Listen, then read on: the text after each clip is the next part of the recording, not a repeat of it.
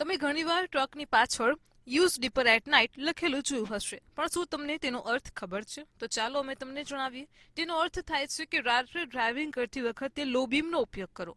પરંતુ અમે તમને જણાવી દઈએ કે આ યુઝ ડીપર એટ નાઇટનો બીજો પણ એક અર્થ છે. તે લખવા પાછળ એક કારણ છે. હકીકતમાં યુઝ ડીપર એટ નાઇટ એક ભારતીય કોન્ડમ બ્રાન્ડ ડીપરનું પ્રમોશનલ સ્લોગન છે, અને આ એક અભિયાનનો ભાગ પણ છે, જે ટાટા મોટર્સ દ્વારા વર્ષ 2016માં શરૂ કરાયો છે.